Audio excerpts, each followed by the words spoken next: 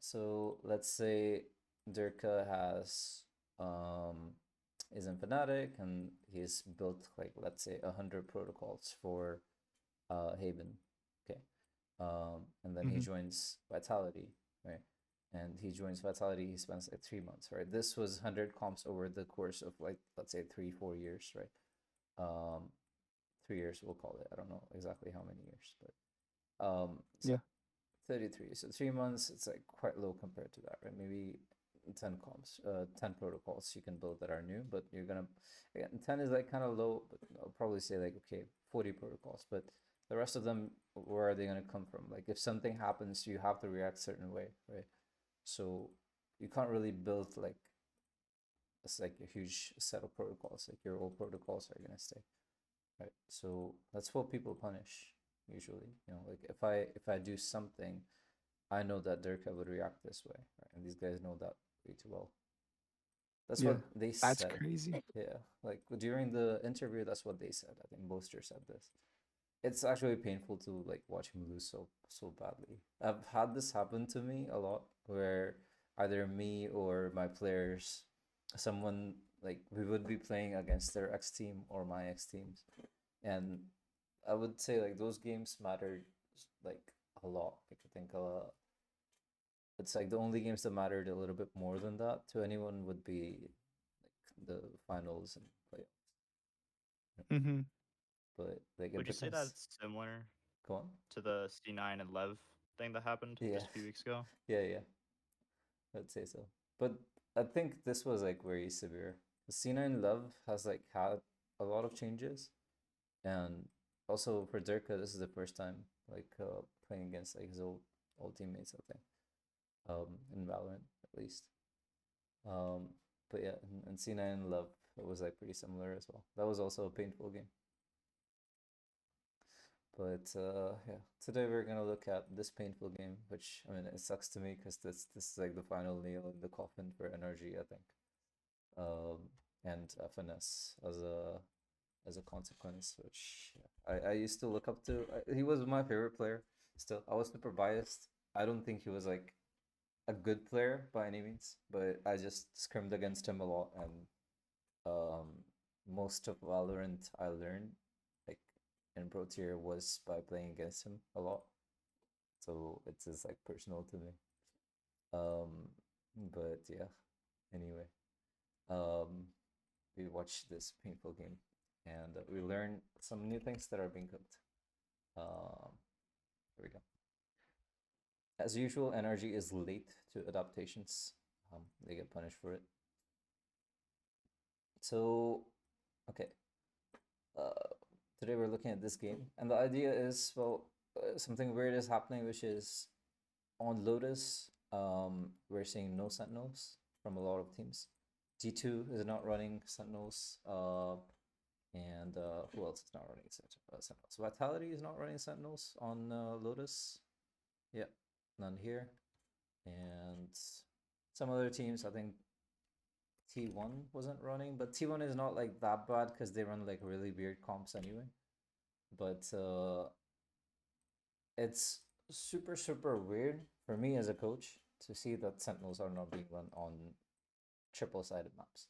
So we'll talk about that. We'll talk a little bit basics as well. So I think that would be helpful. Um, but the idea is okay, well, there are certain maps where you can not run sentinels and it doesn't really matter. Bind is a super good example of it.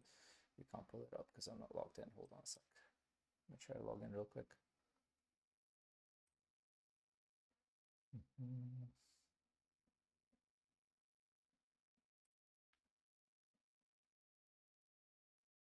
Bind is actually, I would say it's detrimental if you run Sentinel. For the longest time, we had to play like that. That if you run a Sentinel, the game becomes like too slow. Right? There are other agents that you don't want to run on Bind as well, like Sova, for example.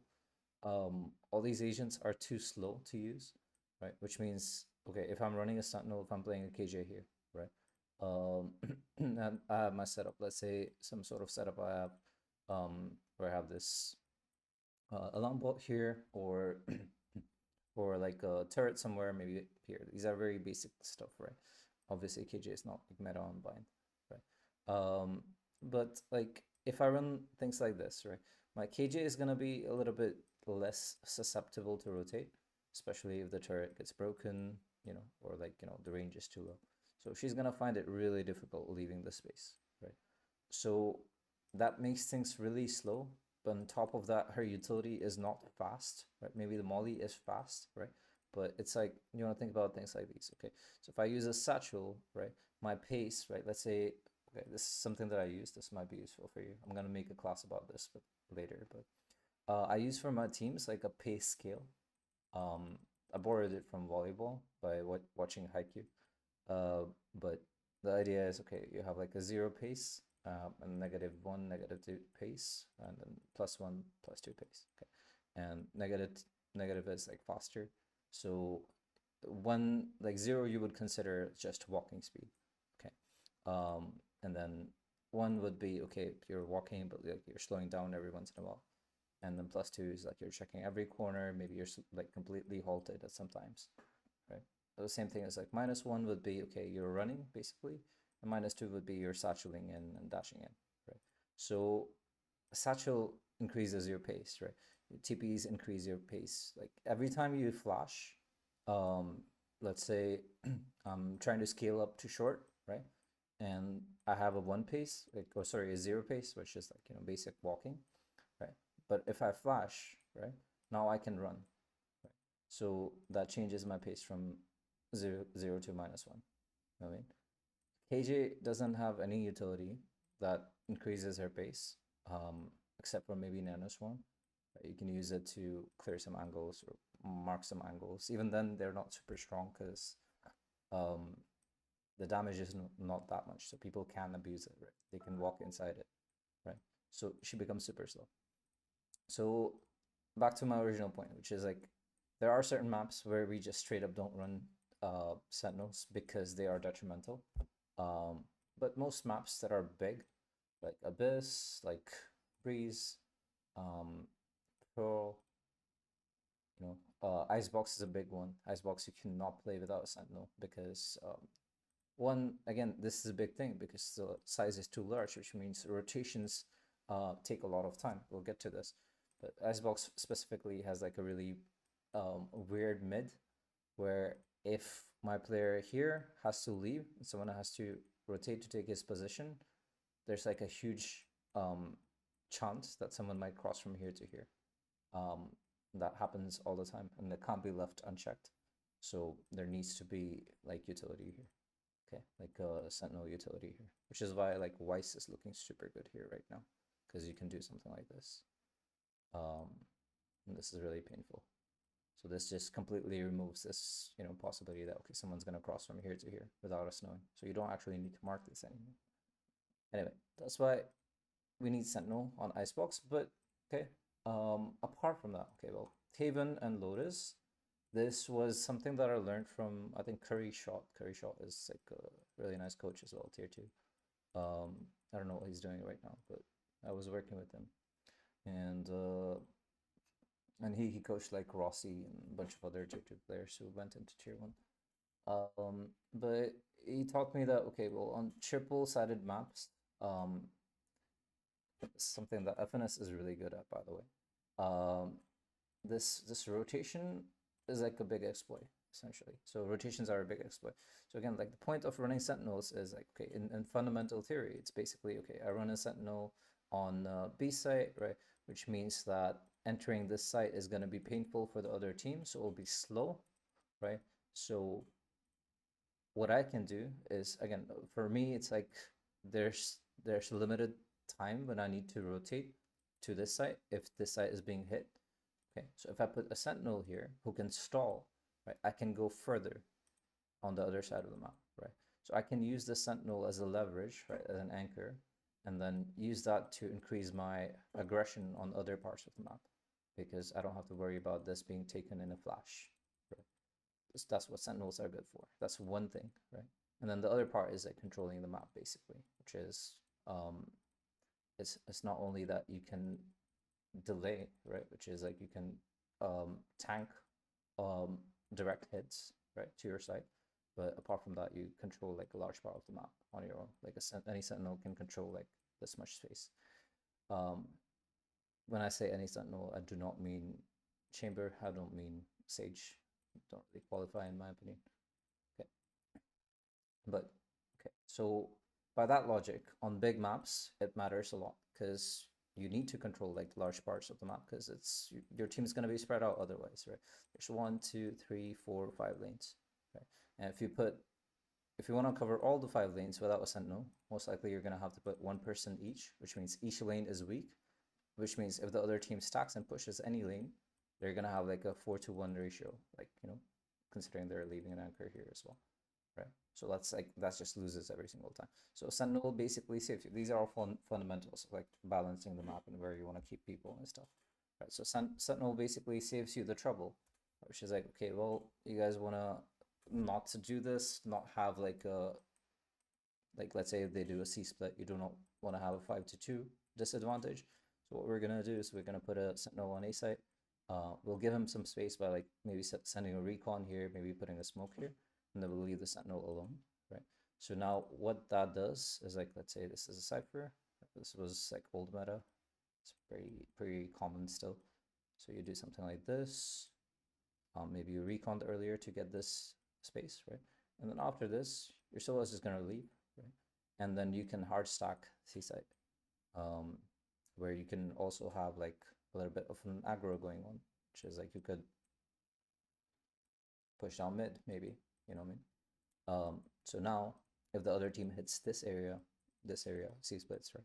You're gonna have 4 people already, okay, to fight against their 4 people, because again, assuming their sentinel is also just anchoring. Okay, so this balances things out a lot. This is extremely important on triple-sided maps, okay, that you have a sentinel, because otherwise, what you can do is a double fake. Now, this is the thing that Curry taught me. It's basically double fakes are basically like the antidote for triple-sided maps, essentially. I mean, he didn't say that double fakes were exactly the antidote, but that's what I figured out after we poked around a lot. The idea is, okay, well, this is what the problem was on Lotus, and this is how we beat like most tier 2 teams for the longest time. Like about 90% of the tier 2 teams that we would run into would just fall for this. What we would do is, okay, well, they start something like, okay, Sentinel here, maybe one person here, 2 people here, something like that. So very typical, right? And they would go fight for rebel control, stuff like that. So we start with the maybe we use like a smoke like this. We put a lot of pressure here, right? So we send like 2 to 3 people here, maybe 2 people here, one person marking this or some utility marking this, right? So these 2 people would clear all of this area, which means when we fight for mount, there's no one opening the door and shooting us and pinching us, right? So we would pressure and take this area. So as a result, people would either push here or rotate, right?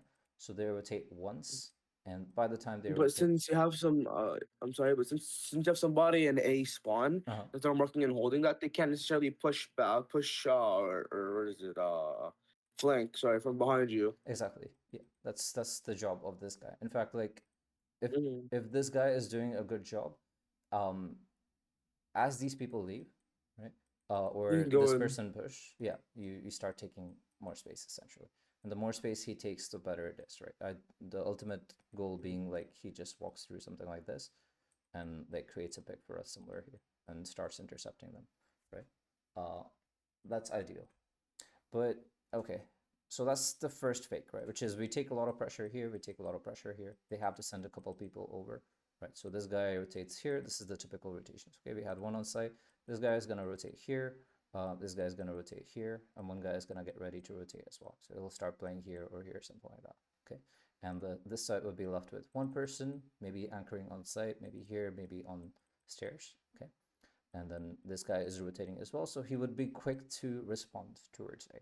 So now A side started with 3 plus 1 person who could rotate, is now set on 1 person who's anchoring and 1 maybe another person to rotate. Okay, so 1 plus 2, right? So not so bad so far, right? We took the space. Maybe we broke some utility as well, right? And we pulled these rotations. But now, like when our cipher takes a bunch of space here, maybe it's a Viper, right? Now when he starts pushing up here, right? Now because he has much closer access, right? Let's say that we faked space creation here, right? Like we faked the C site, right? And couple of our players already left early while the other two are still making noise and stuff. So now we have like a cipher entered here, right? And then two people going here, right? And they're making a lot of noise. We are way closer this time around when we are pressuring towards A side, okay? So this is just a single fake, right? So one fake basically means that you get closer access to this side, okay? Generally speaking, if you do it well, right? Especially with the Viper, it was super easy to get like this close and then go for heavy pressure on A side, right? Because again, like I said, otherwise you'll be starting from here. So they get one wave and then the second wave to decide whether A is getting hit. Now they only have like, it's right in their at their necks basically. Okay, A is getting pressure right away. So what that pressure does is when you start poking into A side after a fake, this causes panic rotations, which is everyone's gonna forget about their formation, right? Which is like, okay, the original formation was like this, right? So two people Yeah, here. 1-1-2. Oh, 1-1-1-2. Yeah. So here, if a fight happens in a rubble, there are three people ready to fight. If a fight happens in B, two people ready to fight, maybe one early rotation, right? So three again with a very good crossfire, right? And then on C, okay, one person here. Ideally, they would have some information on mount, but they would have a quick rotation here and they can fall back. So again, crossfire with like a, you know, like two people fighting. Maybe this guy also comes here and then pokes here. So like a triple crossfire, something like this, right? So this time, like at the beginning, the formation is really good. When people rotate, okay, formation suffers a little, but you're still doing okay, right? One here, maybe something like this, okay? And then the third time you would have like a poke here on A side. This is when panic happens, so people fuck up formations a lot. This is what we exploited in tier 2, because tier 2 and every team below did not know how to maintain formations after the first fake, because to maintain formations, you need to know fundamentals. Every player needs to know fundamentals of like which space to hold, which angles to maintain, which positions to maintain over the map. Okay, so here we would see like weird rotations, like this guy would go from here, this guy would go from here, because they want to make it to the site fast, right? They don't want to be late because it's right at the pressure, right? So what that looks like, okay, well, let me remove these a little bit. So these positions disappear. You're gonna see this guy go here. So now the formation looks like this. One person still playing B, thinking that this might be a C hit as well, so I need to be here, and two people here, right? And then maybe this guy starts reading here or poking here, okay? So now when you finish this, again, which is a second fake, right? Now when you leave, right, maybe you have like an Omen ult, maybe your players left earlier to hit like C site timely, maybe your Cypher who helped you get into this site like clears some B main area, so you pinch through this and then now you go towards C, right? So now these guys don't have a choice. They don't have mid control. Their like formation is all messed up, so it's like super easy to sort of break into these spaces, like and find gaps here to get picks, you know. And then C site is usually just empty. Okay, and imagine you don't have trips left. Imagine you do not have a camera left here on C site. Well, you have two fakes. Right? There's no way for you to actually retake like properly. There's no way for you to figure out how deep the other team is. No way, because again, your formation is all messed up, right? So this is what we use all the time. And again, just imagining this without a sentinel, again, already C site was extremely difficult to keep away from executes, because even if we ran like a Viper and a KJ together, like that was the only reliable way for the longest time, because I think Astra was also meta at that time, because Fnatic was running this, something like this, right? So so we would cycle this utility all the time, right? So we'd have like a KJ, a Lambot, or something here, maybe a Molly here, right? So we would have so much utility to cycle this, because otherwise, like even if you leave this open for like 3 seconds, 4 seconds, it's plenty for any team to execute this site, because the space is so much. The choke is really big. It's right next to the site. And then as you enter, there's a lot of ways to enter the site, and there's a lot of verticality as well that you can exploit. Um, Spaces that you need to molly and stuff are very, very small.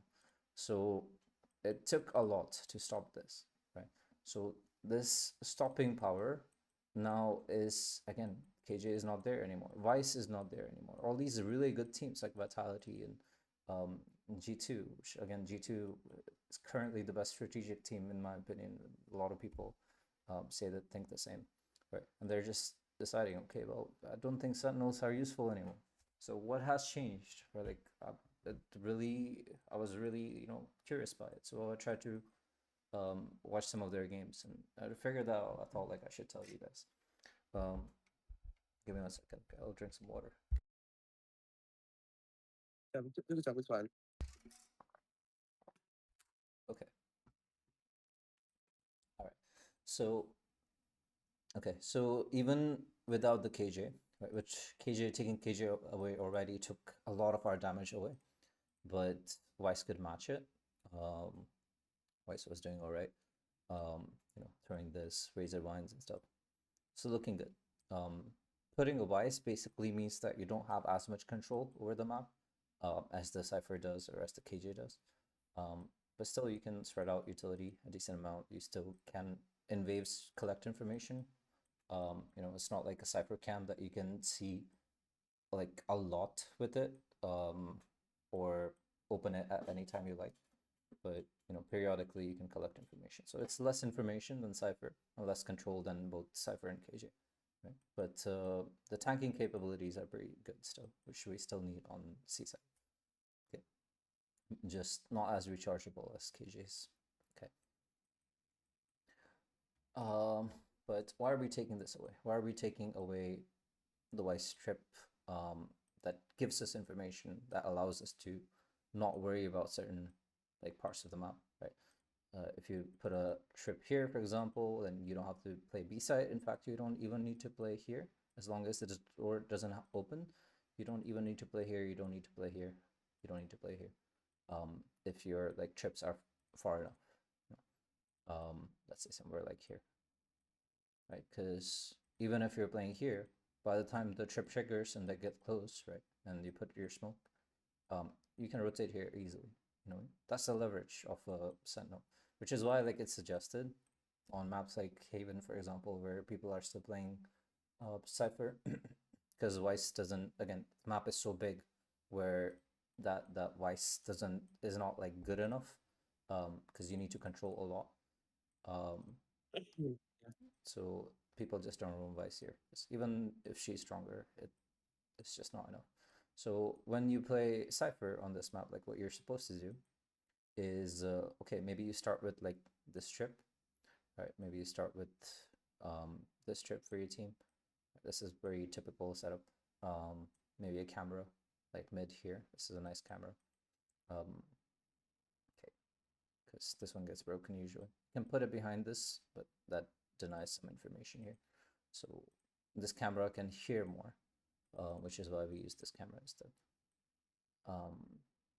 Okay, so you start with this, right? But as the match progresses, maybe you took a fight in the middle a little, right? Let's say your teammates are working on A site, then you probably don't need this trip. You'll probably keep it in your pocket. Okay, and what you will do is you have this camera that can watch people walking up here, right? But it can't really watch whether people are here. So what you do is like you put your trip a little bit like this, right? You put like a trip like here, and then you come back, and you still have your camera that you can periodically check for garage fishes, right? And then you come back, you poke into C a little bit, right? You see what's happening, you jump peek a little bit, and you go ahead and you take your trip and you put it here. Okay, so now, right, all of this area is ours. Okay, all of this area is ours, right? All I have to do is check for the cam. So now I can literally just go with my team here. I can go as far as this position, and I wouldn't have to worry about flanks.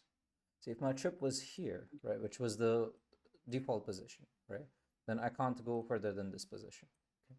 Because the point is, okay, if the trip gets broken, let's say this guy has 1 second, maybe 2 seconds to get to here.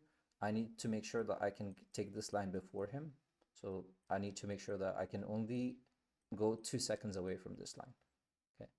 So that's why we have it on C. So if he goes through the rock, you know that somebody's trying to go to C. So then you can hold that line. Yeah. Plus that cam, so you know if somebody's gonna go mid or not. So you can also hold that line again. Exactly. Yeah. Yeah.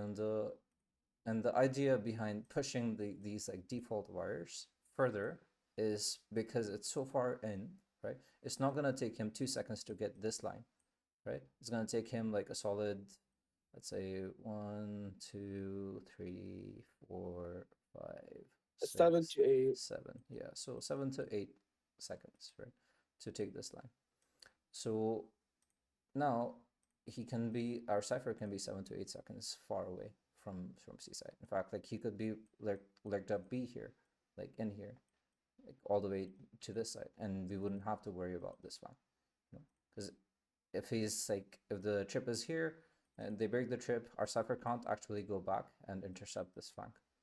You know what I mean? So if two people flanked, then they can take the space for free. That's why we send like these trips deeper, right? And that's the idea, like, which is you want to increase your area, right?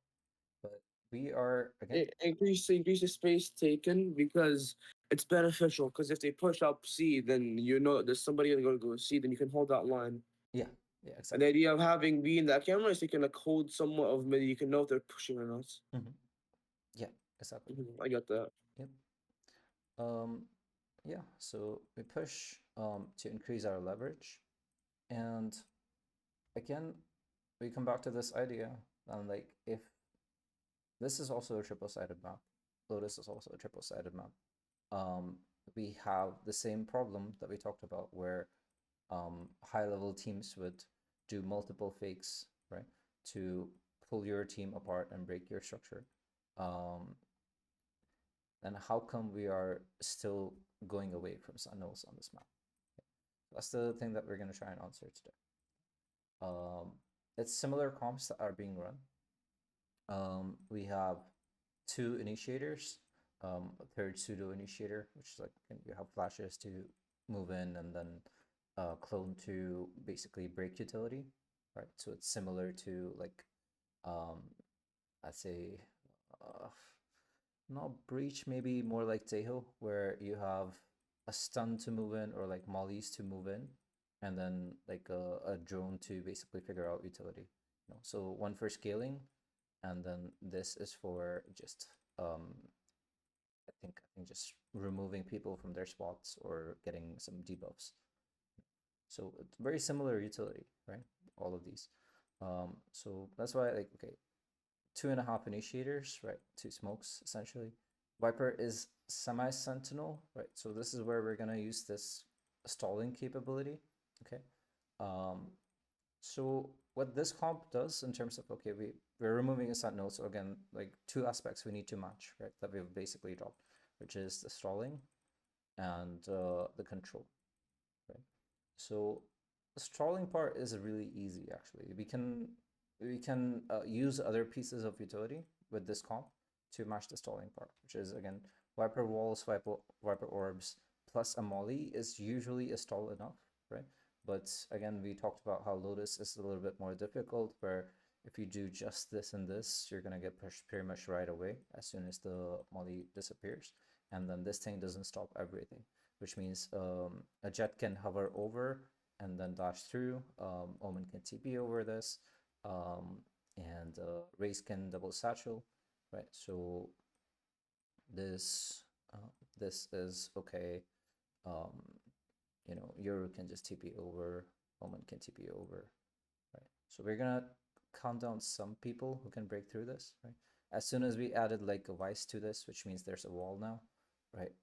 So a lot of these capabilities sort of disappear, which means now, like, especially if there's like a KG and a cipher as well, it becomes a lot harder for people to like just go through, because the verticality itself is gonna deny some things like the raise can't satchel anymore.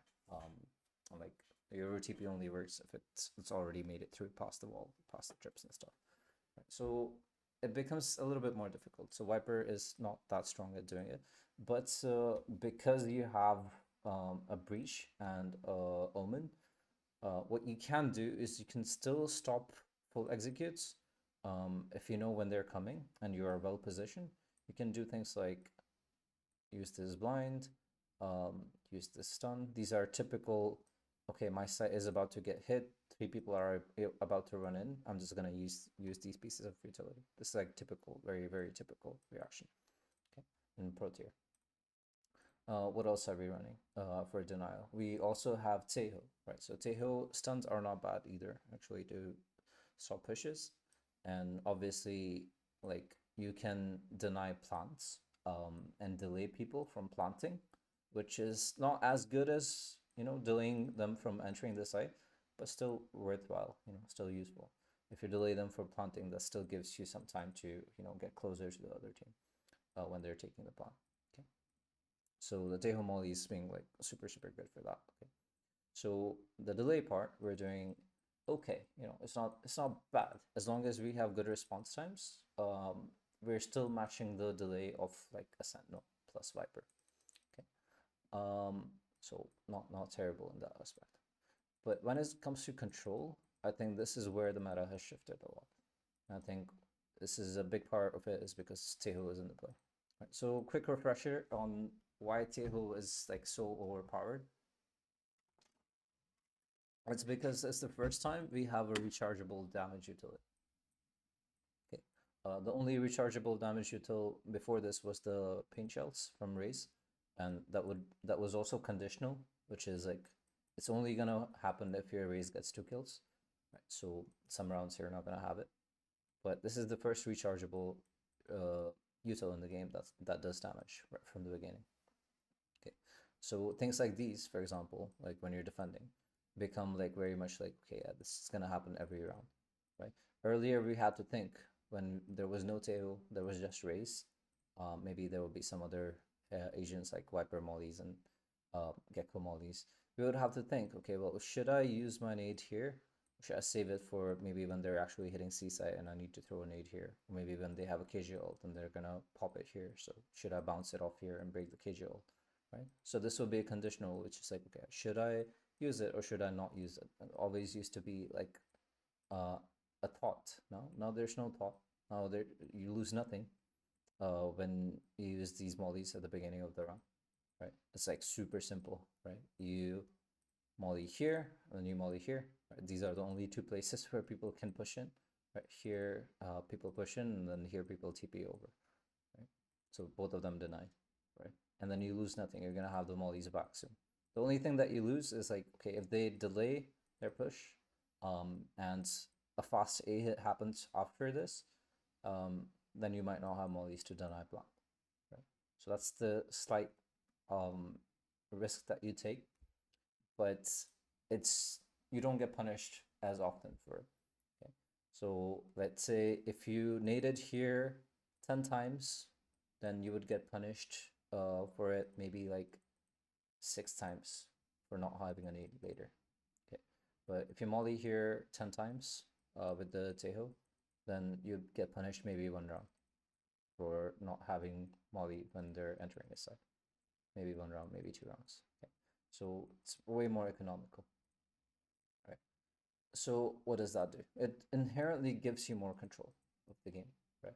You are gonna start with more control of rubble than you started with, which again is the sort of balancing that we thought about, which is like, okay, well, a sentinel gives you control over here, right? And if you were playing like KJ, like people at high elo used to, like you would put alarm bots here because they would give more space, and cameras here, or here, right? Because again, it's the same idea. It's like they would give more space, right? The trips would be deeper, right? Maybe you would go as far as putting a trip here, right?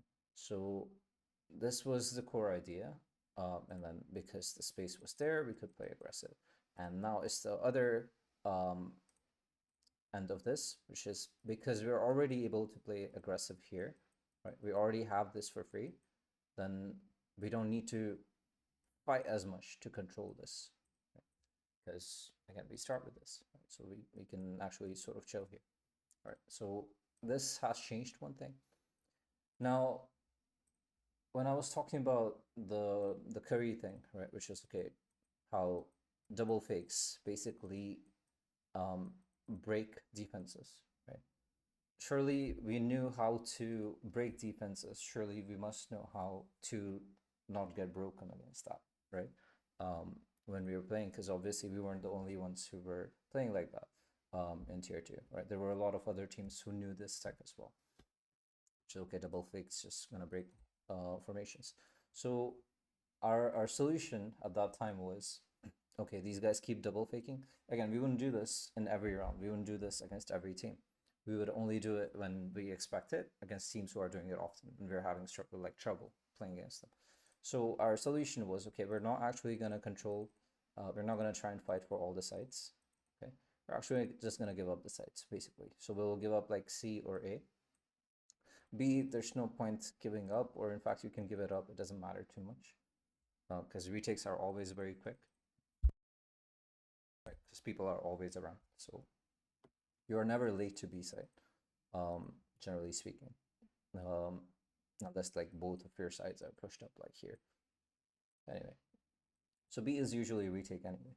What we did was we're going to play two sides for retake, which is we're going to give up C as well, or we're going to give up A as well, depending on what we feel like is going to be an easier retake, you know, in that round. Okay, and that means giving up a lot of area. Obviously, that would mean that we will have to go extra aggressive here. So we'll need to take deeper lines here to match for this lost control, right? And the way we would play is like we would poke a little bit before, so they use some utility, and then we fall back, and we fall all of this, we drop all of this space, right? So they use more utility. By the time they take this area, they're out of utility a decent amount. We have taken their back line, you know, we're ready to retake, you know, it's looking good. Okay, the solution was retaking a site. Okay, so retaking sites is the solution for double fakes basically. What does the new comp do like super well? With a breach and a Teo, right? Both of these agents, it's like having two breaches. The strongest agent you could have for retakes, in my opinion, or most people thought, was having a breach. You could have like, you know, you have any smokes, it doesn't matter which kind of smokes you have. Flashes you can try and use, but they're okay, right? Which is like, okay, I'm gonna, let's say, throw a Euro flash, right? And it might hit some people, it might not, you know, you can't really tell. Only sky flashes you could tell, but then again, even with the sky flashes, even with the vice flashes, you can't tell if they're full blinded or half blinded, right? So flashes are not reliable, so you don't really count them. Okay, blind on the other hand is reliable. So okay, again, but it has like, you know, low range, so flashes don't count as much. Okay, mollies are okay. Mollies are decent, right? Nades are decent because if a nade is here, if a molly is here, there's no way someone's playing here, like in 1 second. It takes like 1 second for someone to really drop, maybe half a second, depending on the molly, depending on the nade, right? But in half a second post deployment, there's no way someone's playing here, right? So these guys have nades, right? So salvos are mollies essentially, or you could call them nades. It's the same thing. It does damage in an area, right? And breach has aftershock. Okay. The other utility in this game that is impossible to deny, of course, like smokes are also impossible to deny. But smokes, again, everyone can use smokes, and you know, every smoker can use smokes, and they're pretty much the same. But not all initiators have these pieces. But okay, so you have aftershock, that is really good, right? That's basically a nade as well, right? Or molly, whatever you want to call it. Okay. And you have your flashes. Again, we talked about flashes, but now we have stuns, right?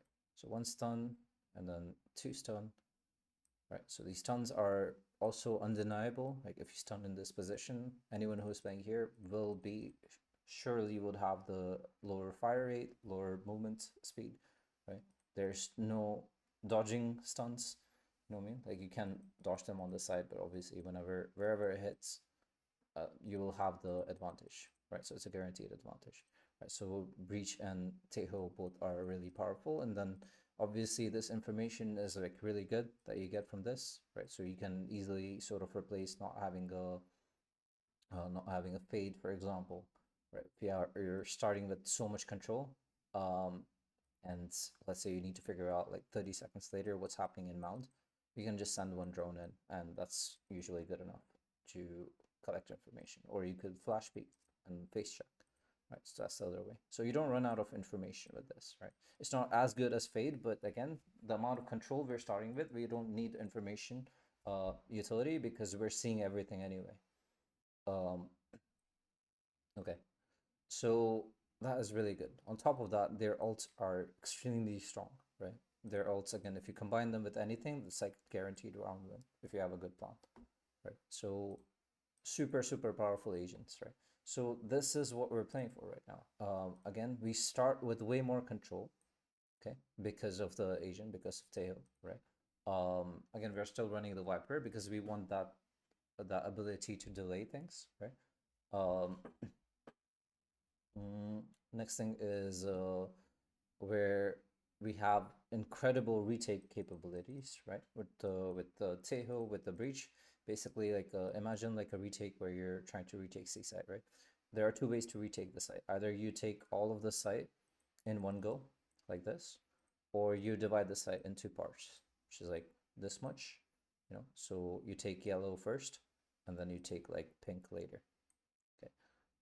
And then obviously you gotta fight for mount a little bit later, you know, after you have access to the spike anyway. Okay, so there are two ways to do this. You do it in parts or you do it in full. Okay, so let's, for our experiment, let's do it in parts first. Okay,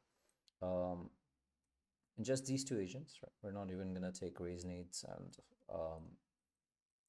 much else. Okay, we're gonna assume that we do not have one flash. Maybe we have an aftershock, maybe we have a recharged stun, right? We're gonna assume, just, you know, for reality's sake, that we do not have a drone, right? Because we used it sometime mid round to figure out like what was happening. Okay, we have a recharged molly, and maybe we're saving our stun. Okay, so we have these pieces of utility, right, for the retake. Let's try to create like a half retake here. Okay, the positions we're gonna have to clear would be here. This is a big one. Obviously here, this is a normal position. This is the most common position. You know, these people play here, here, this angle. We're not going past this. In fact, like even going past this is not like super essential, right? And we'll take one more position inside the smoke. Okay, and the other angle that we'll have to deal with is here, and then here. Okay, maybe here as well. So this you can clear like quickly. Okay, let's start with putting some utility. Okay, so we want to clear like how you want to retake. Generally speaking, you want to clear close angles with nades and mollies, so that people can't like just straight up cannot play there, right? It's better because if you peek here, let's say while you're entering, while you're retaking, you know, after your flashes or whatever, even if this guy's stunned, he can still shoot you, right? So it's not super nice to have people there to just shoot you at all, right? So you can start with something like this, right? You can start with this. It takes away close angles. You can start with like maybe a molly here, right? This can remove pretty much this entire area, right? Another molly maybe here, something like this, right? So now we're left with like a singular angle, like what is here. You can spam this as you're entering, right? And these guys might be exiting towards this position, but they're in the open, so you get nice fights, right? If they're in the open, now we can use the rest of our kit, which is like we use a flash like through this somewhere here, right? Maybe somewhere here if we can, right? So as these players are leaving, right, they get flashed, and now we have cleared everything in this area, okay, by just using these two players utility. Okay, now you can imagine that retakes with these two players are like super good, like straight up.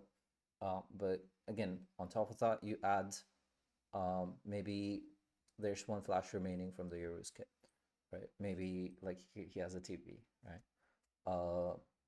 Who else do we have? We have a Viper, right? Maybe she stayed alive. Maybe she didn't die. So maybe she can send like a molly, right? Maybe here on their exit or like here. And then we have her wall, we have her smokes. Right, so right now we have 4 people alive. You can assume that there are more as well. You know, obviously your Omen can blind, you know, can TP as well. Right, so blind. You have a ton of utility. Obviously, we're gonna assume that not all of the utility is present while you're retaking, and we're not gonna assume that all the players are present, right? But as long as your breach and your Teho are alive, right? And as long as one of your smokers is alive, you can retake any site. You have so much utility in the game. So, okay, so the antidote is not now viable. Now, because of this, right? Again, because we can retake, right? Which was the antidote for the double, triple fakes, which was, you know, which is what we would exploit on big maps, right? The antidote for it is present in current meta. You know, on top of that, if some team is not doing multiple fakes, right? If some team is just deciding to fast hit sites, you know, or just to do a single fake and hit B side, then look at the amount of utility we're working with. Look at how the fights look like. Okay, so any fight you will take directly, we can stop them, right, with a blind. We can stop them with a stun. Either of them would be present somewhere, right? So one of these 3 would be present somewhere on the map, right? So any fight you can stop at any time. Any team who's trying to take space away from you with an execute, like, that's super powerful, right? You can re-clear things really fast because you have 1 flash agent, which means 2 flashes, and then rechargeable mollies, right? And then like a drone as well, right? So re-clearing is super good. You have 2 agents who can enter sites with TPs, or who can exit positions using TPs, right? So you are working with pretty much everything except for, let's say, aerial mobility, which is like raised double satchel or updraft dash or a Vele, you know, like dash, like thingy. Okay, that's the only thing that we're missing. Okay. Again, which again, an Omen can TP on high ground, so it's not impossible, but it's just gonna be a little bit annoying. Okay. Right, so that should tell you, okay, like how this comp is changing the old meta, okay, and how we're making up for those losses by removing the Sentinel, and how we're gaining new things, right? So, okay, we take an L, we try to match all the new things, to sort of, you know, match for it. Maybe we took 100 L, then we'll match back our ability to map control like to a 90% degree, right? It's not gonna be as good as before, but what we gain in return is a really strong comp otherwise. And like our Achilles heel is not exposed, and when we're fighting like normal, then we have a really strong comp that can take fights really well. Okay. Also, you have Euro being run with operator quite a bit, so you're not missing out on the jet dash for the operator. Okay. All right, so that's the theory of it. Now we're gonna watch the game. All right. I'm gonna try and go through it quickly. I'll try to show you some nice things, but yeah, try to just watch what happens.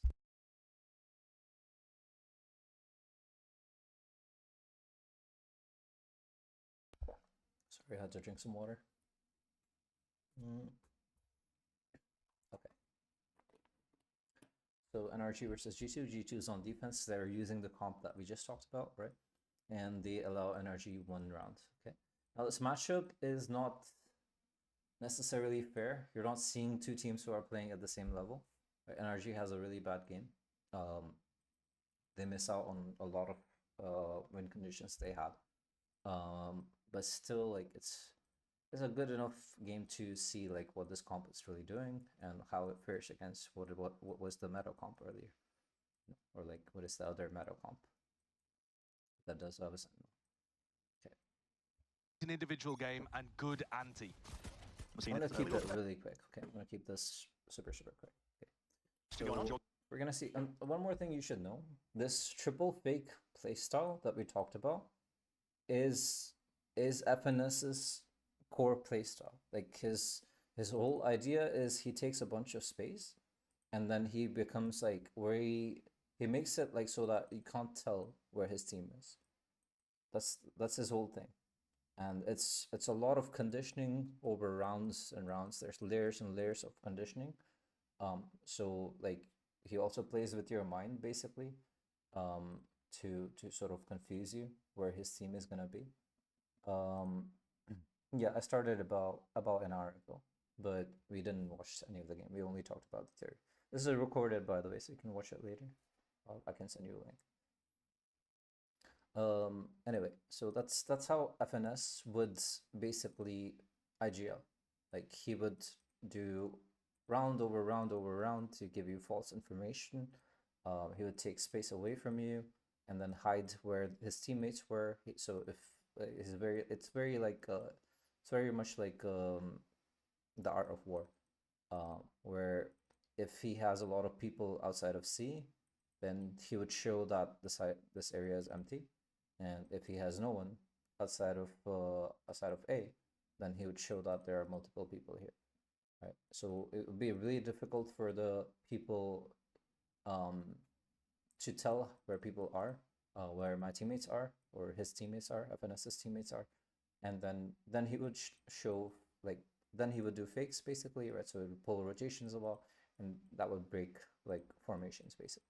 So it's very much like FNS playstyle. So this is like really ballsy again to do this, to run like a sentinel, no sentinel comp against FNS. It's a really ballsy thing to do, because that's his default playstyle to punish map control. All right. But still they lose like terribly. Again, they run out of good fights. They don't have the best fights, but still they lose map control terribly. So that's what we're gonna look at, like how does this comp work? How do they do so much? Right? There are some mistakes here, right? So we start with the mistake actually from NRG, which is they commit like a lot of utility here. They use a stun. For NRG, I think it's powered off some amount of having an amazing individual game and good anti. Alright, so they use a drone, stun. Going on, Alright, so they know like where all of this is. I don't know if it's their stun, maybe it's Jonah's stun. Okay, it's Jonah's stun. Okay, so they figure out that there are people here. Smoke is used here.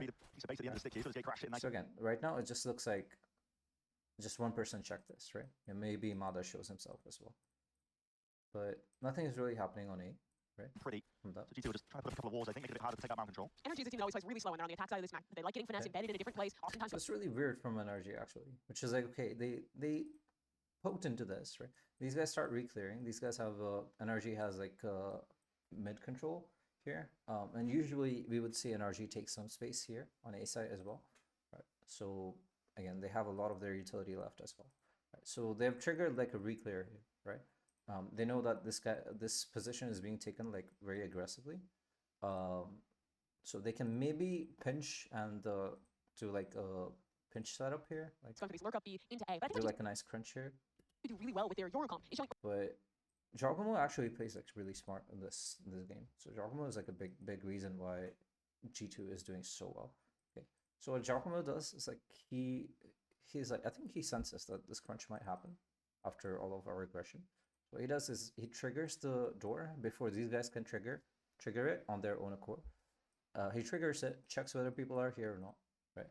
And then TPs out essentially by collecting information. You're gonna see him do this all the time, which is like, let's say he sent a TP backwards, right? He's fighting, his TP is about to run out. He's gonna do like some aggro play with a jump peek and then TP out as he's jump peeking, so that there's no punishment for his like jump peek. early looks where they're fighting a piece. Well, it's quite nice. Then having to TP back and going for this mid-round re-aggression. The next slow style a little. Now they take the space. I don't think they needed to use this these mollies here right now, because I think this is my problem with them, which is they burn so much utility to take this space, but again they get no kills off of this, right? Again, if they crunch here, they should get a kill, right?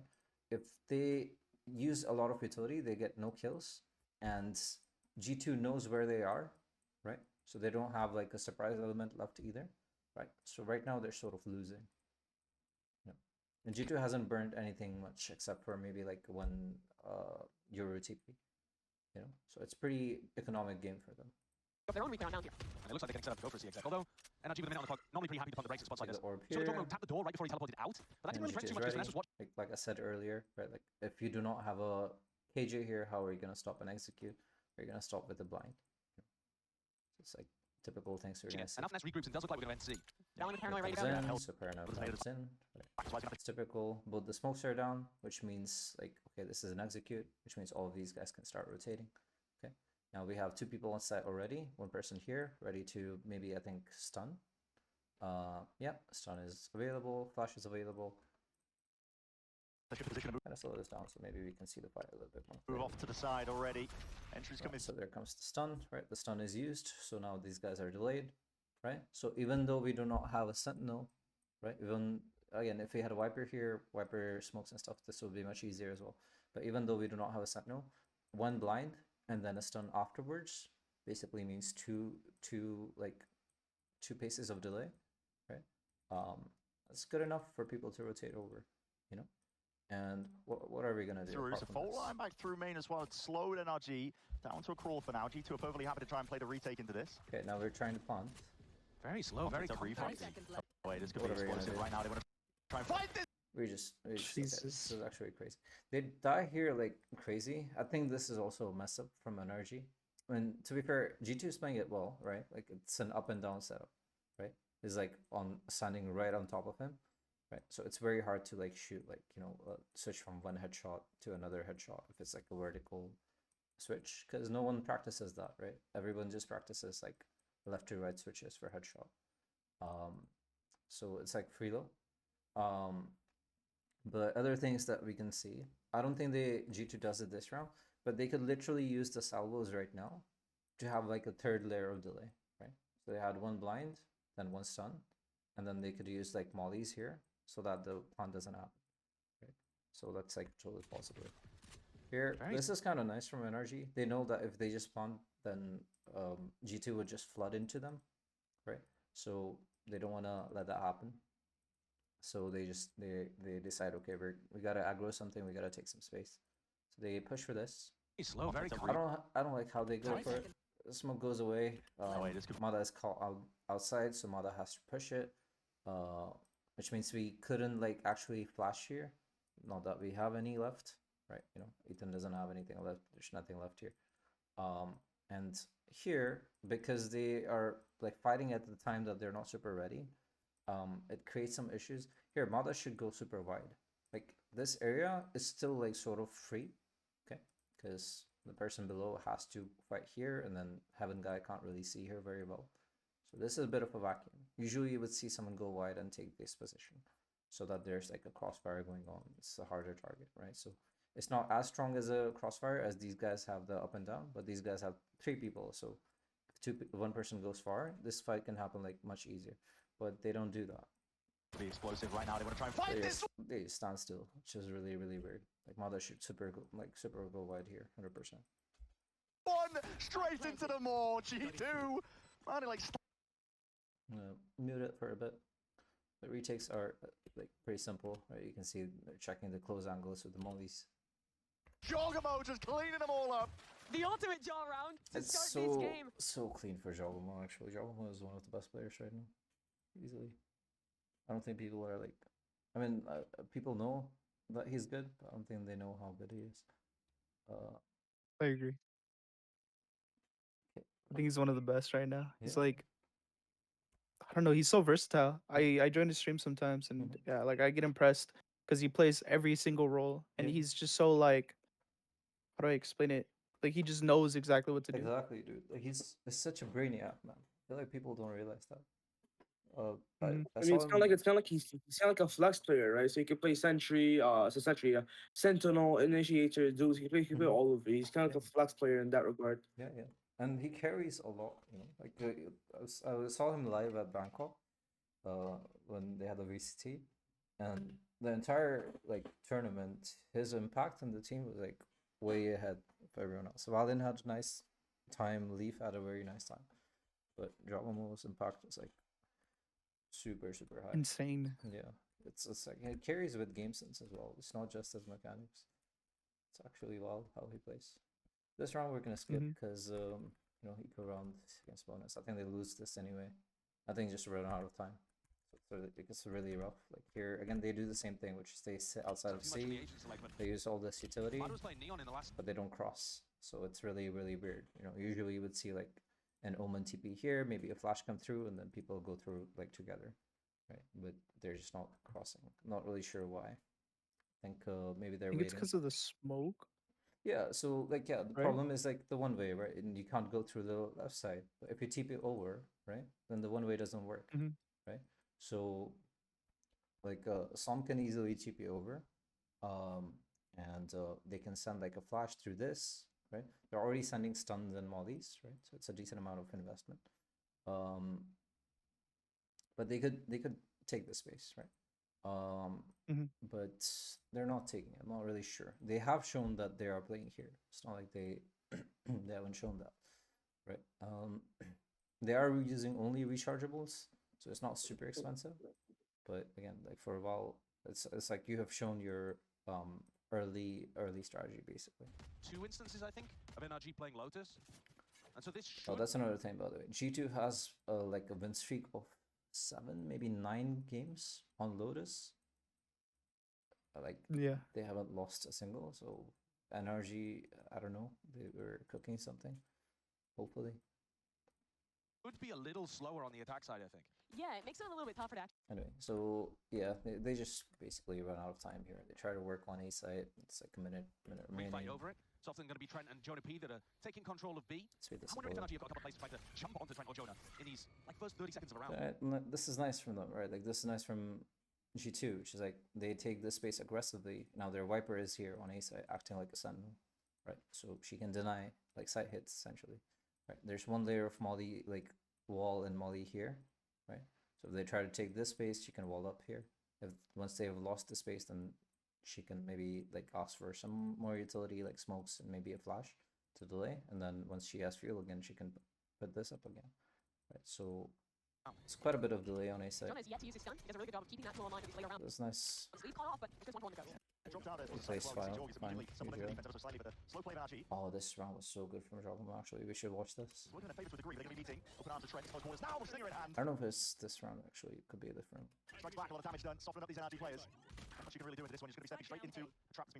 Nice, the other half, never mind. Yeah, he cleans it up anyway.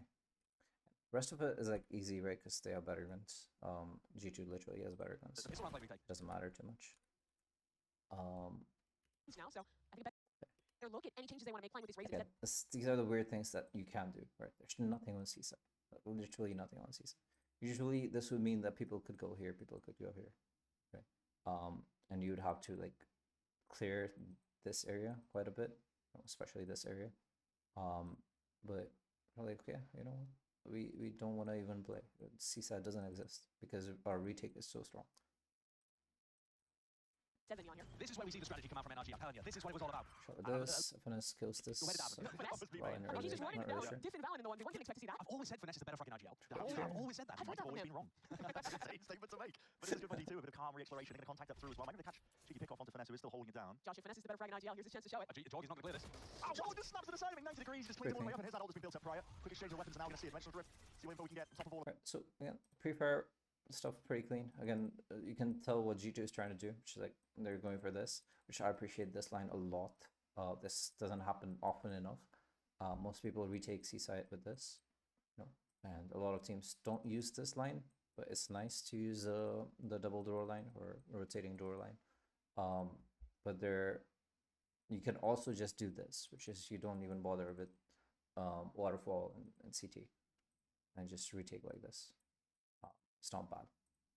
So go for that. All of it. So that fault line, you can see it, JP's waiting for it. Right, so again, obviously NRG is gonna think, okay, well, we took C-site, they are here, we need to take either this or this, otherwise we don't have enough space, right? And they choose CT because waterfall is where these guys would rotate from, so I don't think it's a good idea to fight them in a close range space, right? So let's take long range. So again, everything NRG is doing, like in terms of map control, is not bad, you know. Missile, he's looking for the right target. It's just predictable. It's just what people do. Popped it in through the back of the site, vulnerable, stunned up. Right, so actually gonna go back here.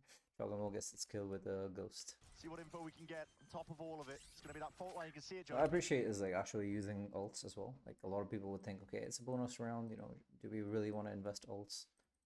Answer is yes. He's waiting for it, like a heat-seeking missile. He's looking for the right target. Popped it in through the back of the site, vulnerable up, stunned. Very good. Catches him, like, sees that, yeah, he's using his utility, he's using the aftershock. It's kind of dumb from Ethan, honestly. He should know that he doesn't have the timing to pull out the aftershock. He sees that he's pulling out the aftershock and he's like decayed and stuff, so it's like, fine, I'll just kill you with my ghost. Not a chance in hell for It's a good spot from Brock. Ethan. Rest of his team, NRG, have got a decent foothold for now, though, towards the But like this retake happens, he needs to actually send the stun in. Otherwise, like, it's gonna be back problematic. of the side. They're going to look to try and push this one back Just fully. terrified The it. bonus round of G2, go. they're looking for value. And Leaf is getting it. It leaves it just as saw him in a 1v2. Tucked to the corner. A lot of damage done to Leaf. Really a shred to survive, and he has isolated it into the 1v1. I think he even Expecting a realizes. position off to the side. It's missed. Yeah, so it's over there. But again, retakes can work super well, right? What I like is like these unconventional lines that we haven't seen too much before. No, but they happen every now and then on bonus rounds and eco rounds. Okay, this round again, NRG doesn't have enough guns, so they're just gonna fizzle out before they get anywhere. So we're gonna skip through this. Get a plant here and look at like what the post plant looks like. Fully for the retake. They've got to at least carve out a bit of map control. Yeah, obviously pretty hard to Looks like win Snares this. is gonna be the name So of the like game. four rifles against 3 stingers. Jonah, Trent both have their rechargeables online. Making their way It's forward. typical retake, right? Usually you would see people actually retake heavily from heaven, right?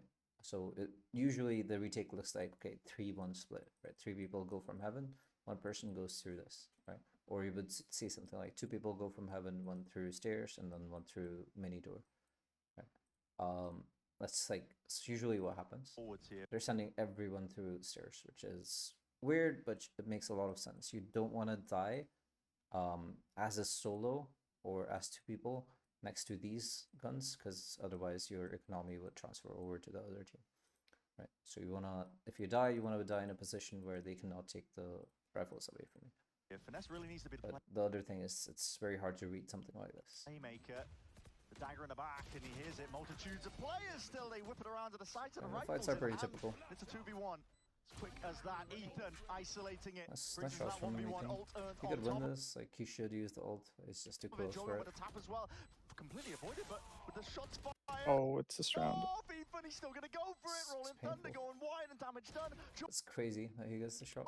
He says, Yet where the hell is he pulling that from? That is wild. That is wild. Against his former "Dude, well teammate of all ulted. people, Holy." John pulls it off. I also got like super unlucky as well some rounds. Ethan he looks so depressed. Dude, he looked so depressed. Using it on a There's pain right one-on-one. there. to see the replay of in order to just get around the corner. Taps. It's not okay. He's 9-1. That is not all right. That's not cricket. Yeah, this NRG team is Okay, I'm gonna speed struggling. this up a little. Then he saw his face, and someone said, So, Fullback versus fullback again. Okay, we start with a lot of noise here, a lot of control as a result. It seems like they're trying to bait some sort of reaction, you know, NRG, like all the time. They have 1 player here waiting for this. Drone used to reclear. Good portion towards a rubble. G2 not opting into the refind. So they're gonna be pushing. Open the door, pull some rotations, right? So we're looking okay here, 2 people here, 1 person here. Again, A site is like fairly okay defended right now. Double flank, this is like very typical as well. They know that he's to be alone. There's no pincer maneuvers happening from the B sides, but they are running this guy down. He needs to be very careful. So yeah, FNS gets away, like luckily. Where's this Brock die? To the refind. So they're gonna be pushing and squeezing onto finesse now. They know that he's to be alone. There's no pincer maneuvers happening from the B sides, but they are running this guy down. He needs to be very careful of that leave. Isolate. Yeah, so okay, Leaves just gets this kill. This is a very typical nice kill as well. You probably want to look at this. This is a timing that happens Now they all know the that time.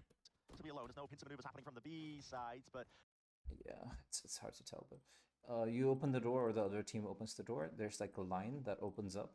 Like you can watch from here all the way to here. So it's like a line you wanna abuse a lot. Sometimes you would just do it on your own. Like you would open the door, walk back here, and then hold this line. So it's like it's really good advice because you don't have to bother with people who are close to you. They are running this guy down, and Yeah, that's where he gets the he shot needs to be from. very careful of that. Leaf isolated on a bit of an Sentinels island, is doing stunned up alright. to the side and needs some support. Ult is okay, Back not the gun, best. that's a hit. But Drop it's down alright. up top though, that's matter. Precision is necessary, and Leaf has been cleaned up. Light So removed where are from the we? site. 3v4 retake. 3v4 scenarios where G2 find themselves in. Really? And like, this is what we were talking about. Like, now they can spread out, right? Because the guns are basically the same. So one person here, this guy can open the door, right, to create like a threat towards here. And Omen can push here a little bit later. Most people expect the Heaven guy to push first, so it's always nicer when other players take contact first. So that opens up the space for, again, the most powerful spot to retake on A site is still Heaven, because high ground and gives you 2 to 3 different fights, right? If you go from here, there's no high ground advantage, and you get like maybe 2 fights. Same thing from here, 1 fight here, 1 fight here, right? Here you can take 2 to 3 different fights, basically, like 1 here, 1 here, and then you can go here as well. Obviously, better space to like flood from as well. Really good pace on that hit from NRG. As soon as they spotted an opening, they pounced. This is not a bad ult from Som. Jonapi's just onto him. Leaf was not allowed any moment to thrive, but what's going on there? It's obviously like he just does it in the open, which is really dumb as well. Leaf was not allowed. You know, like I think he's trying to collect information. It's like people are here already or not. But still, I think it's just a little Any bit rough. moment to thrive, but what's going on there? He's just onto him, right? Jonapi's just literally onto him. It feels like G2 have got an Nice. opening back I like this a lot as well. into the round. So Flash here, Three to wait for the over right here. This is timing. the retake. Okay. Flash goes up here. That's from FNS, right? He's onto this one. It's also going to be open in one. Okay. So, all right. Aftershock, blind, right? And this should force people into here to get out of this, right? Anyone who's playing in tree, right? Either get out of there or like play in this corner, right? So either here or get out, which is the line that, you know, Giacomo was holding. So they're like literally flushing FNS out of tree. Wide at a moment's notice, and there it is. Right. Into Giacomo's line. Paranoia sweeps forward. Giacomo gets that It's kill. fully blind. Tries to get away. It's kind of a good attempt. Like he was gonna flash into the wall, you know, like into the wall, so it lands behind him, right? So he can get away, and these guys can't chase him. It's a nice way. And then these guys double up and push into this area to follow this up. Probably spam this. It up as well. There's a return of the fire. NRG doing anything to stem the bleeding, anything to survive here. Matt has got to do. Nice. It's a good fight from Valen as well. It's a nice movement. But very clean round. Yeah, and we're gonna see another eco. This time they take a timeout because they need to. I think they could use a different coach as well.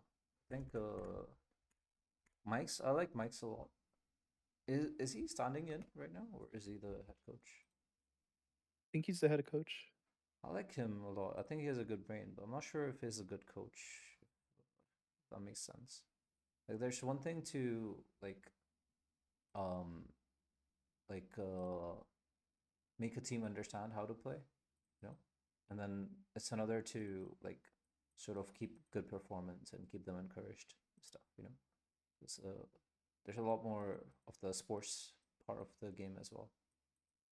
I'm not sure though, you know, like I can only tell from outside. But using that as an hero and instead. Yeah, I mean, two of these players won champs that I year. feel like the but coach didn't have yeah. much like good input to really turn the rounds. You know? Yeah. I mean, I know he's like really smart. Like I've seen him talk a lot. I know he can really like understand the game really well, come up with really good ideas. He seems very stoic to me, you know what I mean? Like he has like no emotion. Mhm. I feel like that's another thing that I feel like both FNS and some were like never exposed to, where like, you know, we have coaches like I would say, like, for example, Fnatic has like a really upbeat sort of environment, right? Sentinel has like, you know, like a very caring sort of coach. I mean, so it's a lot more about like motivating each other while you play. So it's like a bit more positive. NRG has always like felt very stoic to me, you know, like very cold, if you know what I mean. Like I think that seems like their Mhm. philosophy. So I think they could use like a change there, maybe. Not quite there yet. It would suck that if Som is like never exposed to that and he just retires. I feel like that's just kind of a waste of potential.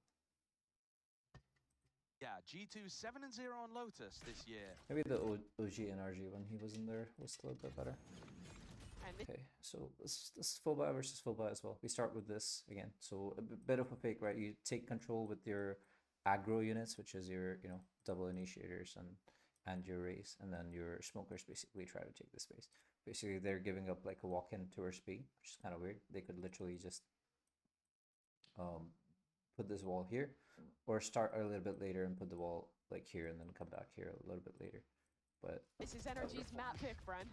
Does connect a lot of they damage. use all this utility again. They do not take C space. Bit of a bait and switch kind of setup, but they don't end Go up going towards A a into little. Seeing all that util. Yeah, it's just not working, right? Like they show so much pressure towards C side, but G2 doesn't have to bother with it, right? Because they have this one way going. They have this Omen who can play behind mount. If he gets pushed, if he sees a flash coming, he can just TP out. So Well, I think NRG believe that G2's put a lot of resources into the C fight, but yeah, they're not even buying, right? No way. that's just I spam. mean, This is also That just G2's put a lot really of rough. resources into the C fight, but It's No unfortunate. way. that's just I spam. mean, Jeez. it's pure instinctual, no? Yeah, a bit of spam onto the corner, maybe aware that he'd already crossed in here in that TP, and this is NRG just being picked at 2 pieces across the map. Yeah, this will get picked apart. And he Oh, cool timing there. But He's not the playing. best round. I think they burned some ults here as well. A wider game So this is not like a bad ult. plan, I don't think. So the ult's like the idea is good, right? Which is okay. We are numbers down. It's like 5-0. We really need to win. 3 versus 4. We know two people are here, so let's force them to fight us. So this ult basically flushes them out of this position, right? And they should be in these crosshairs, right? And surely they could have fought this a little bit better if Ethan wasn't caught outside and like unprepared for this. So it's just I mean, rough Mada was just trying positioning. to find an individual timing there. It wasn't really based off a He's just standing in the open. Like again, he had the choice to tuck behind and play the corner, but he's just standing in the open. Not really sure what Ethan's doing. wider game plan, I don't think. Yeah, it's really bad from Ethan It's actually. not being denied any of this. Armageddon to try and push That's weird from Leaf as his well. players straight into the fight and fray, but there's a tight corner and a gap to play in. Weaving in and out, back and forth. Yeah. See again, if that was Jogma, maybe he gets the 2K. Or Leaf. Mada was super good as well when I saw him like in Bangkok. Mada was playing out of his mind. But I don't know, his performance has been not that good lately. Like pretty average. No ults for NRG. I didn't even go to Bangkok now. But still like before Bangkok. Yoru ult, breach ult. The train keeps rolling for G2. They're gonna try and disrespect this mound hold. Right, and this is the counterplay, right? Which is like your TP over. But the thing is, if you play this close to mount, you can hear the TP, right? As you can see from Jogmo's position. So you can tell like what's happening. Dogamo's And this is the replayer. really just a My TP's out. lightning Right. rod for all this utility. Now this is a clear C hit, right? Now, obviously, like here again, FNS usually would do this, go silent here, poke a little bit into this, which is why Leaf is a little bit pushed up here. This is kind of nice from Leaf. Ton of it being pulled out of NRG just to try and take the first section of C, get access to the orb, I suppose. And have a look at how It's a little bit rough round because again they have stingers, all stingers, so it's very hard to like put real pressure onto G2. much information Leaf is getting over towards A. He's just jiggling in front It's chilling. of his own wall. Has Like there's nothing to worry about, right? Like it's like this is where the problem is, right? This is where they needed to have like lurkers essentially to push back Leaf from these positions. Right now he's just chilling. Okay, well, he's checking this angle, which is very, very safe. As long as he talks past this, he's safe, like he's not gonna get shot. As soon as he's pushed, puts up the wall, it's over. He can't really push up. Maybe throws the molly here. full info down this spot, so they don't need to be worried about it at all, right? The whole of G2 can stack defensive players towards C, towards B, and when you've heard that much noise on C, and you know that B is a So likely clear, end for a lot of figure these this eco out. rounds. Okay, spots some going towards A, so now the jig is up, right? They know that it's gonna be an A hit. So I think they're feeling pretty here about the defensive setup. The drone just saw a player rotating back towards A. That'll pull street Frank over. clear, throw a molly to delay, Here try to it's break the drone, clears most of the way doesn't as well catch through. anything. Bound to rubble, just a slight delay with a snake pipe. Right. Now this is what FNS does, right? Which is like, okay, it pushes back people out of this, right? It is actually not going to push in this space. Right? They're actually just going to go here instead. NRG are not biting. Going to meander their way back over towards C mound. Looks like Finesse never really gave up that space wholeheartedly. Right. So far, looking good. All right. So far, everything that FNS usually does, he's doing that. It's working out for it. G2 is a little bit more varied. Look at their formation. It's crazy, right? It's so like, it's wild thinking of like such a symmetric formation after coming after two fakes. You know, like they're like, okay, we're gonna play exits every single, like the last spot of every single lane. The only one this being this, but this also works because it actually helps with the tree a little. It's insane formation. And this works. It's a little bit easier for them as well because they know NRG doesn't have full guns basically. And you see the dimensional drift is going to be used for a bit of This is nice from Jogamo. Again, Jogamo realized this could have been a fake, so he decides, okay, I'm just gonna burn my ult to figure this out. Okay, you wouldn't see most people do this. Right? So this is very nice. As soon as this figures out, like we're probably gonna see a rotation from G2. reclaiming information into the mid round here, but G2 are going to realize pretty quickly now this is landing over towards C here. So yeah, he takes the rope, starts going here. What else do we see? We see delay on C side. For a bit of reclaiming information into the mid round. Is this, yeah, this is the entry molly. Realize pretty quickly now this is landing over towards C Yes, from Brock. here in Audis. Util, but they're perfectly happy to play the retake on top of it. 5v5 C retake. This is one Right, so stun. of the best delay. cases for. Okay. So again, even if you don't fight for a delay here, right, because you're pushed back, you can still do things like this, which is okay. We're not gonna let you plant anyway, even though we're not there, right? Because of, again, because of Teho and like stun and Teho like molly used together. The funniest thing is like I think by the time the fight is done and these guys are fighting like late game, you're probably gonna see both of these pieces being recharged again. It's sort of crazy. Singers. Salvos, fault lines, all going to be coming out Get here. denied. By the time they deny, everyone is close. NRG knows this, that they're going to be close, so they group up because now they know they have to fight. They pick the right lane because this is a long range lane, this is a short range lane, right? So they're going to take the fight in the short range lane because they have the stingers.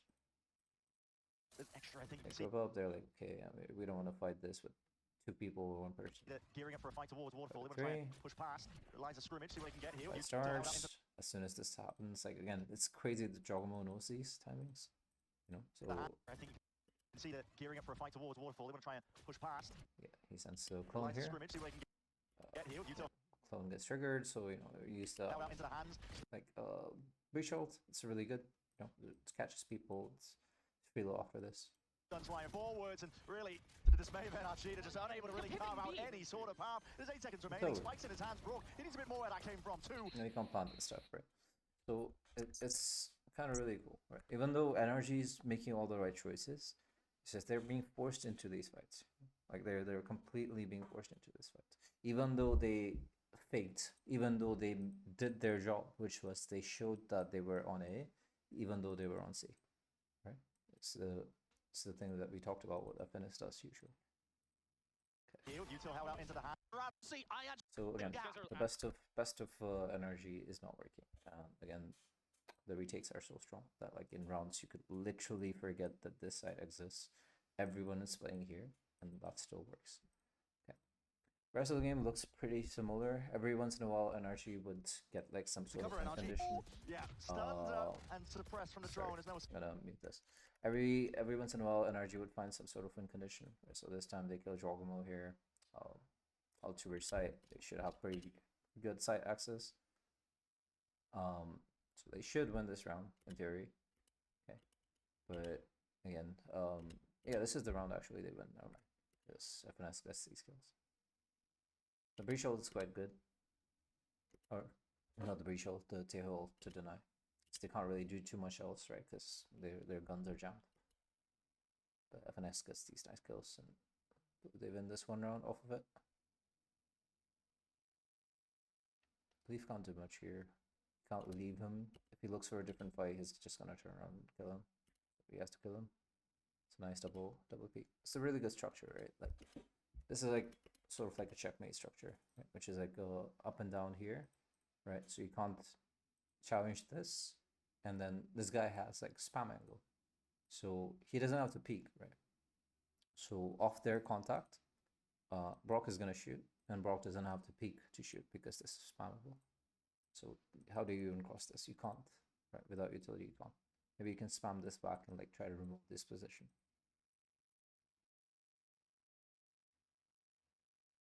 Yeah, but it's a pretty good setup. Okay, I'll see if there's anything else worth looking at. Here they try to work on B side because, you know, map control is not working. You have to take a second timeout, which you'd never want to have 2 timeouts in 1 half. But what do you do when you're losing 8-1? Here they again try to flood towards C side. This time they just have like an insane read. We can watch this. We're going into a sense after this, where he's been averaging a 2.0 KD on the waylay as well. Leaf We showing contact. smoke. Okay, so they open the door. Smoke here. They're stunned off. Right. They see that NRG is not using any utility to clear. They changed the defense. Already start with the triple stack again, like leaving B side entirely open, which again they can afford to. Set up a Valiant and Jorgamo. Still sitting here pretty. It's a bait set up by G2. NRG might It's a really nice like sort of read. 4-4, thinking that Leaf is alone, isolated, the only one defending. See if they take this time fast enough. Rolling front, Right, the so room to this the is corner. free And here though. it is. This is where the danger lies. They do not Stun, know. that's It's three, that's three. Jorgamo. Crouched up. Right. He's not even stunned. He's not like flashed, but also it's kind of weird that he doesn't get checked. Because most people would check him while One entering. defending. See if they take this time in fast enough. Roll in front of Okay, because they're blinded. That's why he's not getting checked. into the corner. And here it is. This is where the Okay, some. danger lies. They do not know the Jorgamo. Yeah, it's a little bit rough, right? Some can definitely check that. So it's pretty rough. I think it was because of the boombot, right? Because they didn't see anything. So the boombot basically checks the lower box and not the upper box. So you have to clean it anyway. So their drone gets broken here, right? I use the boombot. Like I do check. Like boombot can actually check here.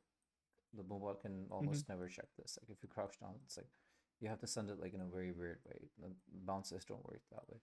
So it's like you have to walk all the way in here and then use the boombot.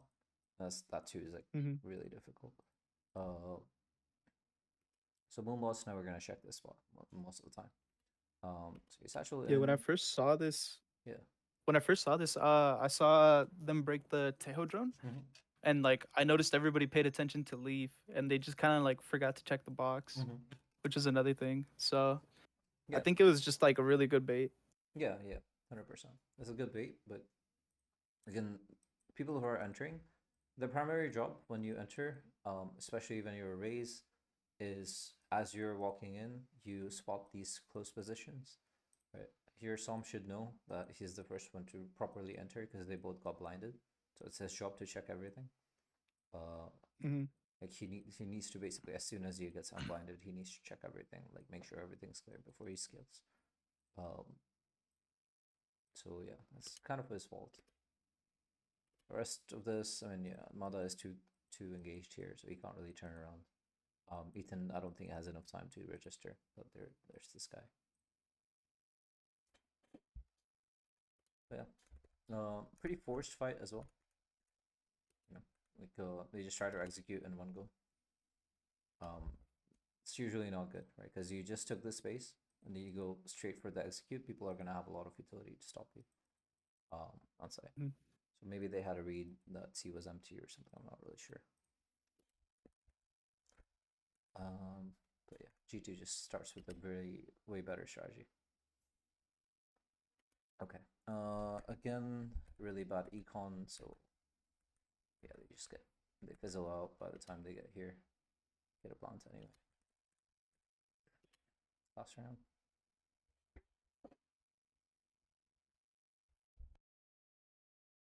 This is nice from it's actually nice from Leaf. So he doesn't start with the Viper ult right at the beginning. Okay, I'm gonna mute this. I'm gonna slow this down. 7-0, G2's record. This is looking like So- a number 8 on the year. Usually, what you would do, it's kind of bad from Brock. I'm not sure if it's Brock's problem or if Vanessa's problem.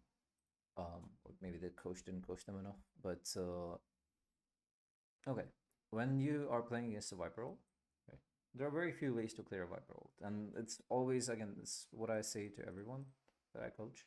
It's always nice if you can clear the Viper ult, because what's gonna happen is, okay, well, let's say there's a Viper ult here, right? Two people will play inside it. If you don't clear it, they're gonna leave. Right? It's the same leverage that we were talking about on Sentinels, right? If they have control of part of the map, then solo they can hold one side, which means every other lane is gonna be much harder to fight, right? Because they would have like 4 people or 3 people every single time. Okay. So there's a lot of merit in clearing Viper ults, and like denying them to exist. There's not much that can clear a Viper ult that NRG has. They have this ult that can clear a Viper ult, and maybe a boombot comboed with some nades. Drone is a big one. Drones generally are drones paired with a molly with a nade, maybe a flash, are the best way to clear Viper ults. Maybe a bit of spam as well. Okay, but for some reason Brock just uses this this drone right at the beginning. Now they know that Viper ult hasn't been used yet, so they can afford to do this. But again, it's too early, like to sort of invest this. So Yeah, Leaf sees it's hard this, to imagine a comeback and from just this pops this spot. ult on Leafs. It's, you know, it's very difficult to clear him now. It's going to be layered down. Good, but these are used now. They could have entered with all of this. They just cleared a bunch of space, so now the only spots that people could play in would be up here, maybe here, right? Maybe back here. Right? I can't be punished, but they drop all of this space. It's really nice from Leaf to pop it very late. Down reactively here. Leaf just trying to push back. He mostly just sees that, okay, they used drone already. Potential play from NRG, trying to It get... seems very fake, you know what I mean? Like, Mada just spamming here and then reloading as he walks away. It's like a very dead giveaway, you know, that they're just going towards A. So again, that's never good, right? You're telegraphing what you're trying to do. Get themselves into the C site. Yeah, this doesn't Slow work and for them. steady. It's not really been working out for NRG. And even this aggressive reclear. Flash is okay, but again, this is the problem with these flashes, right? It's so high up that Junabe is just not gonna get blinded, you know. So you don't wanna. Again, he's using it to check whether people are behind this box or not, right? But there's a hard punish for this if someone's playing close. So Junabe knows this, so he flashes, FNS is Take well an early blinded. fight and Leaves, but has 1 HP now. engagement's going to be calling for the reinforcements. Finesse laid it down to the side. It's got Alright, so what do we have now? We have an aggro play here because C is pretty safe, right? Since C is safe and there was some fight here, you have Jogmo just TP away. Now C is completely held on a Viper ult, right? Which again, because C is held on Viper ult, these guys can go aggressive. They go aggressive, they do a bunch of damage on FNS and then reclaim B main, right? Reclaim this much area at least. Okay. So G2 is already winning. Also, 1 minute remaining. NRG can only have this play left, right? Unless they try to reclear this. But this is the next free play that they have. So they're just being herded here. So again, there's no sense of like, what's the word? Surprise. You know, there's no surprise element. They can be read. his teammates trying to hold and help him out. They don't overstay their welcome though, do they? Perfect little bit of pressure and then they back up. Now it's going to be Valen tested. I knows Does this gonna NRG look to happen. re-clear over I towards knows that they might retake. rubble? Spams a little bit, leaves. And he just You know, the reclear happens yeah, here. just backs off before any of that pressure will come through. Typical. There's been It's multiple really good timing, you know, really good understanding from Valen. Like, yeah, something like this is about to happen. I just, you know, shoot a little bit. I'm just gonna go away. He walks away as well, so it's hard to tell. Because if you just TP away, they can just tell. So they won't use as much utility. times this map where NRG are in a position, if they had activated just a couple seconds earlier, could have caught someone on a reclear. But G2 has been a step ahead in the positioning. practically all of this half, and another attempt to maybe threaten a pivot back towards B here. Doors opened up. A lot of Right, so multiple reclears again. FNS is in a good spot actually, right? These guys are pressuring towards A, quite a heavy pressure this time. But FNS is in a good spot to see like whether this guy just leaves, like Leaf just leaves, or goes aggro, maybe he can do something with it. Right, this is a nice reclear from both of these players as well. Again, it's good to do something like this because if you maintain B main control, these guys can't split into B side. You know, so a lot of people would play for this, where like I think NRG is trying to do this as well. So pinch into here and then split into B side.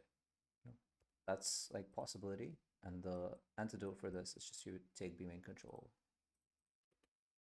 information gathered though for G2 as well, making sure that there's no possible option for a B pivot, which is exactly what NRG are trying to They're trying to figure out what's happening. go for. All Collect information here from Som's ult. It's kind of a nice ult. into blue room, Armageddon up top. Chocomo hears that, right? Because he hears the cancel, like sees the person going through. So he knows this. This is going to be close here, pushing these players into the sight lines. Gets that kill. Chocomo somehow wins up that fight onto the flank Spawn, here. Still blue room needs right to be behind them. out in forward money. 18 seconds left. No one's watching their Beautiful backs. lift, but Putting a works out. squeeze onto them. It's a vice grip that G2 have layered down, yet still a player advantage is somehow found This is here actually well. for NRG. It's just there's no time. You know, otherwise they don't win this. But they're just running out of time. It's a tap from Mado. Which direction are you really going to It's be a good sending plan, this one? by In the the way. If you're running low on time, it's a very nice plan. 5 seconds left, and a double peek forwards anyway. 4 seconds remaining, barely getting onto it yet somehow. Wow, from Valen. No. This is actually so good because he had no business winning this. You know, like this, the last fight is literally 50-50. You know, like he does that. Way, man, Valen. He just carves out a path to success. And this is the difference between G2 and NRG. When you look at their IGLs, If I was NRG, my mental would be broken. Yeah, Valen makes After sure that their mental is broken. Look at him. 2025. Not only is he leading this team, calling a near perfect half, I love but it. winning Bro. out It's the crazy. clutch to close things out there. And that's just such a heartbreaker for NRG, because again, Finesse finds a great timing here, punishes onto Lee, lurks into C, but the spike is completely stuck, and G2 just in a position to pinch and close things out. Yeah, they can't go back to Finesse because they have to go through B. That's crazy. Hey, Mata, you're like that, right? Where are you at? Hey, you're like... It's all good. Lucky That's what he wants. It's like it's crazy. Like he had no business winning that, but like yeah, 11-1 is like okay, you gotta shove it in their faces. I love these kind of setups, like these lands, you know, where you have like people in front of each other, because there's so much shit talk that happens because of it. Dude, they're actually so much more fun watching. Yeah. I've been having a lot more fun watching this instead of like them being up in the actual stage. But yeah, that's the defense. We're not gonna look at the rest of the game. It's not worth it, I don't think. They just play well. It's not too crazy. But yeah. Yeah, 2 rounds. But yeah, that's the new meta.